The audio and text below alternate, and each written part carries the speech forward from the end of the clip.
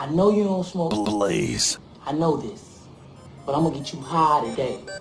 Cause it's Friday. It's Friday. You ain't got no job. And you ain't got shit to do. Yeah, what's up? It's your girl Sean Don DK. You are tuned in to WTST The Blaze. TGIF. Thank God it's Friday. Yeah. Cause it's a Friday. It's a Friday. It's a Friday. Turn up. Cause it's a Friday. It's a Friday. It's a Friday. Cause it's a Friday. It's a Friday. It's a Friday. TSURadio.com.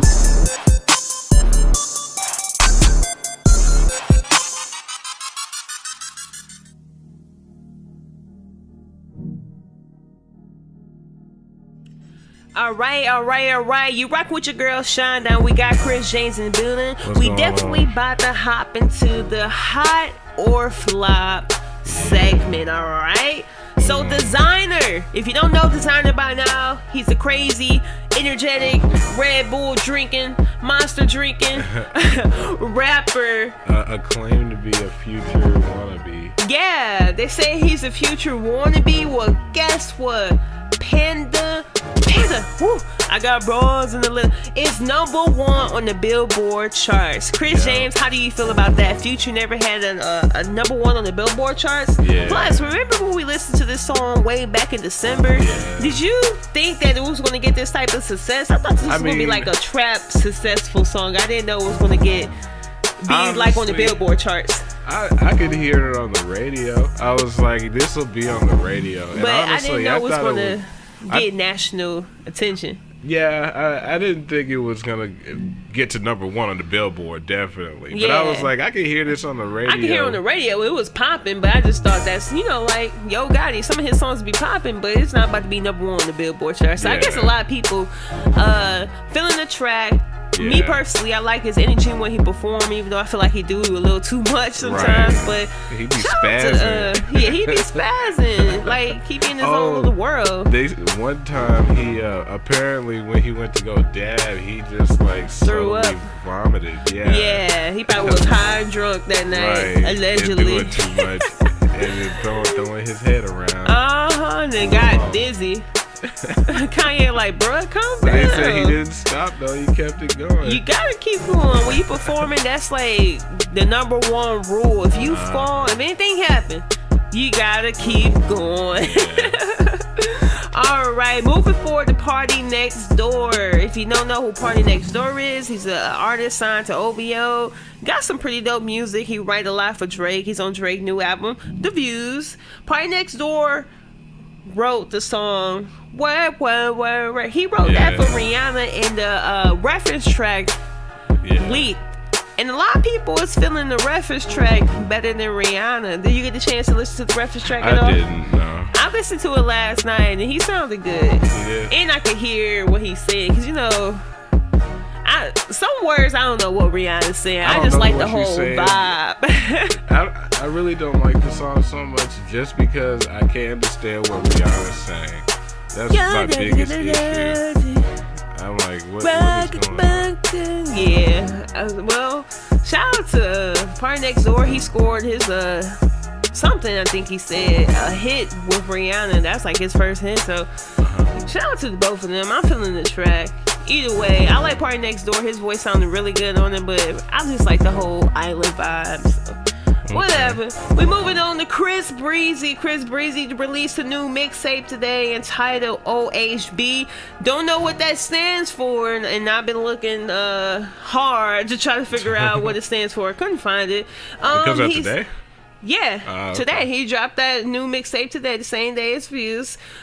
He's also going on tour in Europe, and he has a new documentary out. I actually saw the trailer for the documentary, and it looks good, because for the first time, I don't know how many years it's been since he had that big incident with Rihanna, but he's finally talking about it and saying how he wanted to commit suicide and things like that. So it looks quite interesting if you're a Chris Brown fan.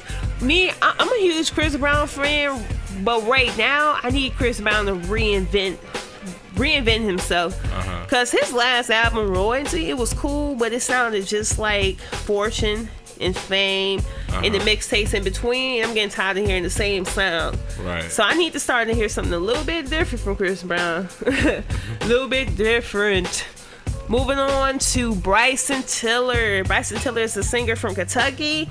He released his album Trap Soul last year. Yeah. And it went platinum. Yep, went platinum. It went got platinum. Gold back in like February or March, I think. Yeah. And now it's platinum. It's platinum. So congrats to Bryson Tiller. He didn't need no major marketing. Right. He's not a major artist, and he still went It's platinum. his Debut album went platinum. So that shows you though. You really all you need is a mic, a studio, producer. You don't need everything you think you need. Like J. Cole went he went double platinum or just platinum with Forest He went Hill? double platinum. Double platinum. He didn't have With major no marketing. features. He's just like a regular artist, no feature. Bryson Tiller didn't have no features. So shout out to those type of artists. Like, you still can make your dream work. I was reading because Drake did the interview yesterday on OVO radio, and he was saying that he did Hotline Bling in the hotel room. Yep. And I'm just like, that song blew up. That's still my jam. And I read an article last night about the dude who produced the track for Back to Back. They said he was just sending tracks to 40, and then once they just found the one that they liked, they were like, that's gonna be the one, and Drake just spit on it in like an hour, then dropped it at like 5 a.m. That was it. Like, people think it's this whole like magical. Yeah, like you gotta work on it for a day. No, it's all about the. I mean, you sometimes. Well, no, it depends. Now we on can't what be it getting is. these Soulja Boy rappers back out here. That's not what I'm saying though. He sounds like he spent 7 minutes on a track and then calls it a day.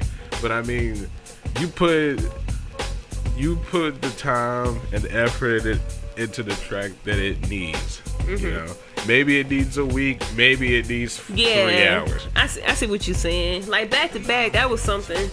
It was gonna be hot because it's like hot off the press. It's with his emotions, so that's something you really didn't need to focus on, because you already in the moment. And that's another thing about music. When you in the moment, you just gotta go for it, because you may not get that moment back.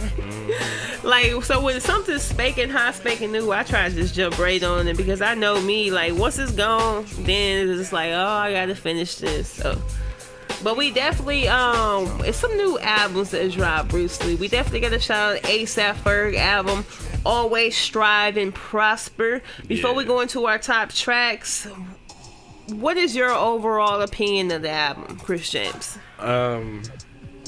It definitely was, in my opinion, a good album. I really like the fact that Ferg decided to go in a new direction, because a lot of people in the game right now, they do one album, they see it's good, then they just keep trying to replicate what they were doing, and like you could do that well, but it'll get stale eventually. But Ferg, he came out with Trap Lord, doing the whole trap thing, okay, and then he came out with this and just did a complete 180.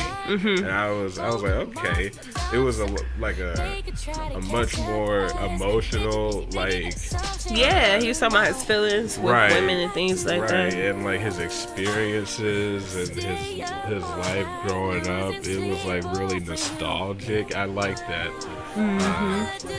I do think I still got to get used to Ferg, I think, personally, but I definitely like this album a lot more than his last one. Yeah, I mean, I would have to agree. One thing I do like about the album, me personally as an artist, I just like to see growth. Right. And I can definitely sense the growth with this new album. Like, it is a step into the right direction. It is better than the last album. So I feel like if A$AP Ferg continued to grow as an artist, because he's not at his peak, so I can sense that he has the potential to get there. Right. He has a really good voice. That's one thing I really do like about him, is his voice is like so dynamic.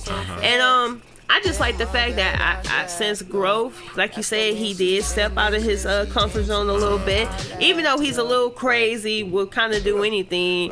But the track that I really like is Strive featuring Missy Elliott. That track right there is like, I can see that like being a national anthem like for the summer, basically. That's how smooth and how different it is, and his voice like it's perfect. Perfect recipe for A$AP Ferg. I'm not saying do more tracks like that, but I feel like with that track he's trying to cross over into a bigger brand, So I definitely think he'd get more audiences with that track. Of course, Let It Bang. Yeah, Let It Bang is good. I think Psycho was my favorite track on the whole album. Yeah, I love Psycho. Psycho was really dope. And of course, New Level. Everybody heard that, so those my top tracks. Well, our top tracks, I believe, for A$AP Ferg. Well, we're definitely gonna move on to Bankroll Mafia. Chris, who was Bankroll Mafia? Because I didn't even know they was in a group, or I just thought they did a whole bunch of collabs together. T.I., Young Thug. Basically, Bankroll Mafia is I think it's a super group that is fronted by T.I. and Young Thug. But they also have like I think 5 or 6 other people working with them, and all of them based in Atlanta. It's a big Atlanta heavy like this is like Atlanta in an album basically. That's pretty much what it is. Yeah, that's pretty much what it is. They got some fire on there. Like if you going out, you trying to get pumped up, get turned, I would definitely give Bankroll Mafia a try. The top tracks that I had listed is Hyenas, Cash, Out My Face, and No Color. All those tracks would definitely get you in the zone to go out. So shout out to Bankroll Mafia. They definitely got that trap, that Atlanta sound, that club sound. Nothing but club bangers. Nothing but bangers. We got to move forward to Beyonce.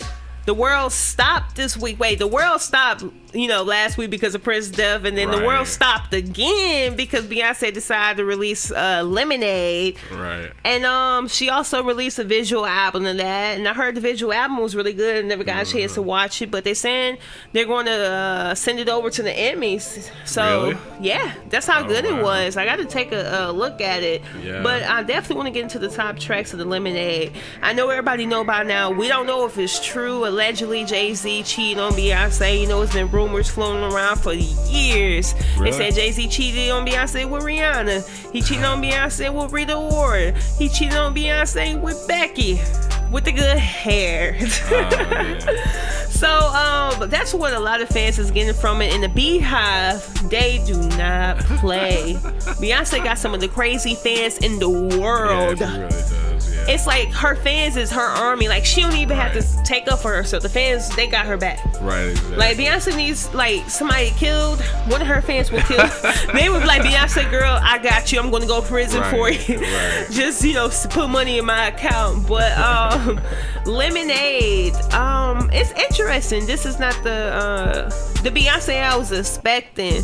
The album is very sad and dark, and it's good. It's a good album. I think every woman could relate to it. If you ever been hurt before. Artistically, it was a really good album. Oh yeah, that album. Artistically, I feel like the album is better than Views. Yeah. Way better. Yeah. So Lemonade, it was really good. It's a few songs that I like. I like Pray You Catch Me. Basically, it's like a storyline. Right now, we don't know if Jay-Z and Beyonce worked together, to release this story for Lemonade. I don't care. It's good at the end of the day. Right. But Pray You Catch Me is basically a song about, your man is cheating. You start seeing the signs. You can see his text messages, or you hear him talk to another woman. She's like, I pray that you catch me listening to you, so all the madness can stop. I really like that song. I think Hold Up is one of my favorite songs.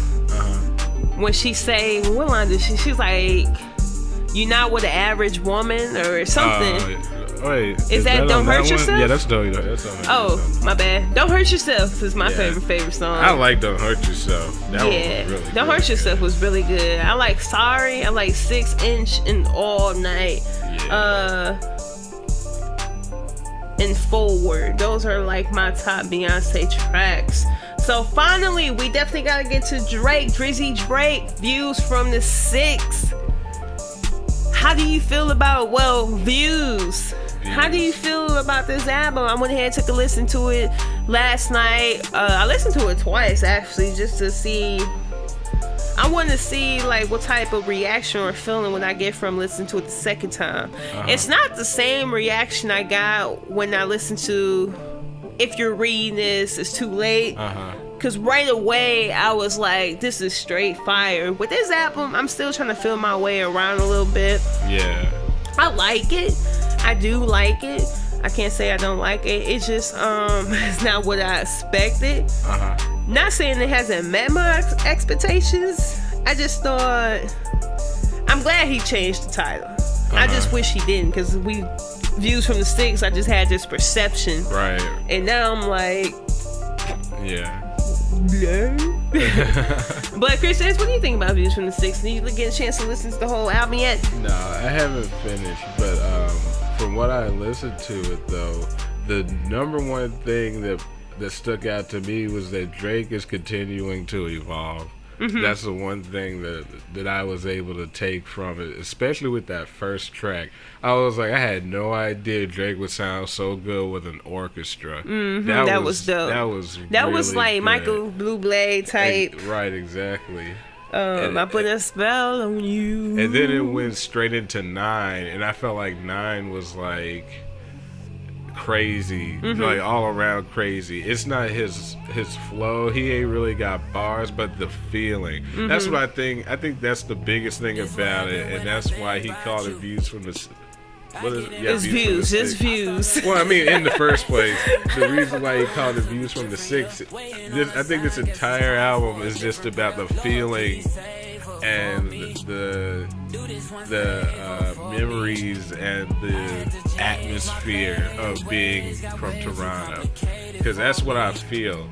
That's what I feel pretty much throughout what I've heard. I think that's what they tried to accomplish with the whole the wind effect. Like it sounded like it was in a snowstorm. Right. So I can definitely understand where you're coming from.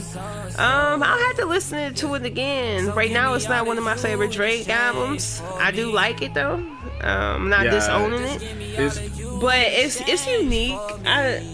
Right now, I feel like The Life of Pablo is better than Views. Yeah, I can see that. Yeah, but I like it. I'm not saying I don't like it. I do like it. However, the thing about it for me is I can't, as of right now, I don't see much replayability with this album.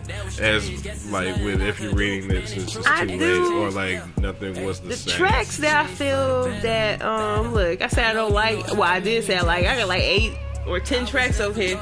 But the tracks that I feel like that is probably going to be mainstream hits on the radio was 9. Feel No Ways with the no, that's not with the Mary J. Blige. No, that Feel was, No Ways. I know what you're talking about. Hype. Western Road Flows with Mary J. Blige. That was my favorite so far. Yeah. That one and Redemption. That any Mary J. Blige sample sounds good in my opinion. Redemption. I really, really do like Redemption. Redemption is up there for me. I like With You, Still Here, Grammys featuring Feature, Fire and Desire, and I also like Too Good featuring Rihanna, and that might be my favorite right there. Yeah, that might be my favorite because I like the words. I like the lyrics. One thing I really do like about the album is the lyrics. Like I can really relate to what he's talking about. Yeah, so. But I think that gets back to it. Like I think he put a lot of thought into.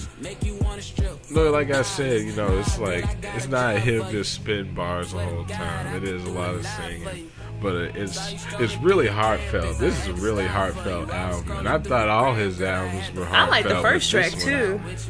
The very first about one? the family. Yeah, that one was That really good. like, what did he say in there? He's like, I just want you to say you're proud of me. I really need it. Like, I could definitely relate to that because like none of my family support anything I do. Like, they don't even know how good I am.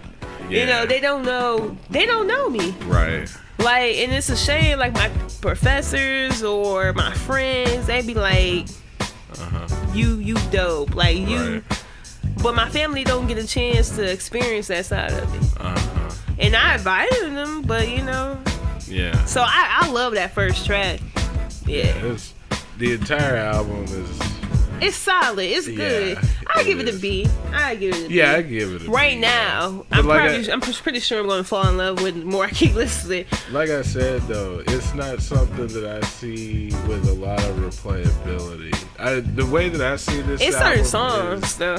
Yeah, I know certain songs, but I'm talking about the album as a whole. Like, I'm still playing The Life of Pablo straight through. But this album... I don't listen to Life of Pablo straight through. I do. They get on my nerves after a while, but I got to skip to my favorite song. I still listen to that. I might skip like 3 songs. That's what I'm about to say. Nah, come on now. That's still the majority. It's like a 17-track album. About to come with the Phantom. Legacy. Penta. I'm just being silly, but right now I feel like The Life of Pablo is better. I think Kanye, he might go ahead and take the it's too early to say, but he gonna have the album of the year maybe. That's what I'm thinking. Because artistically, and I think that's the only thing about the album I feel like it lacked was like it wasn't as artistic as I thought it was gonna be. Yeah. So that's the reason why I say Lemonade is better. Because artistically, you can't deny that's like a masterpiece. Right. I don't feel like Views is a masterpiece. Yeah. I definitely don't feel that way. So, and that's what I was expecting, though. I was expecting it because, you know, he didn't drop this title like back in 2014, not too long ago after he dropped Nothing Was the Same. So I was like, man, if he been working on this album for 2 or 3 years, it's gonna be like a masterpiece. Right. But it's not as of right now. I'm just gonna have to like continue to listen to it and figure it out. Once I do that, then I might be able to understand it better. Because he did do an interview. He was talking about Views. Maybe I go and listen to that interview and see what his concept and what his perception was, and why he did what he did. So, yeah. I mean, that's about it. That's the hottest joints, the hottest music that just dropped this week. Let's talk about who we're expecting. Who are we expecting? Right now for me, Schoolboy Q, he just submitted his album to the label yesterday. Okay. So I'm looking forward to that. Lupe saying he's supposed to be dropping something Now I'm confused because all last year and all the way up to like March, he said that he was gonna release 3 albums this year. And then like a couple weeks ago, he's like, "Nah, I'm just gonna release 1 album, and this is my final album." And I was like, "Oh, what?" Like I was looking forward to 3 albums. And now you're like, "Nah, this is gonna be my last one." Right. But I don't know. We'll have to see. The Game, I think he's supposed to drop another album this summer. All right, that's what's up. Let's see. I think that's all I can think of right now. I can't think of everybody who I was expecting to drop. They dropped. Maybe really? Childish Gambino or Chance the Rapper. Oh yeah, where is Chance? He ain't dropped nothing. And he's dropping hints though, and not no mixtape. I want your cocoa butter kisses. But yeah, I'm waiting on Chance. I want Childish Gambino to drop something, but I'm pretty sure he's going to be focused on his show. Yeah. Other than that, that's it for me. I'm looking forward to that show too. It looks fun. Yeah, it looks dope. Other than that, that's it. Yeah. Can you think of anybody? Rihanna dropped, Wiz dropped, Kanye dropped, ASAP Ferg dropped, I'm looking, who gonna drop the summer bangers? Because Lemonade and Views don't have no summer. Right. Like, in the summer, I gotta have like a soundtrack for the summer, like Summer 16 soundtrack, Summer 14 soundtrack, like the hottest music that's rock and roll around and cruise and, you know, live my summer too. I don't have that yet, so please, any artist, fill that void. Maybe a couple of Wiz's songs. Yeah, maybe. And maybe like Father Stretch My Hands. Yeah. That's about it. That's about right. All All right, y'all. So we definitely about to wrap up this show. Thank you for listening to TGIF Radio. Make sure you follow us on all our social media. Follow me, SeanDon989. That's everything, by the way. Twitter, Instagram, everything. Chris James, you got anything else to say before we get up out of here? Nope. All right, we are out.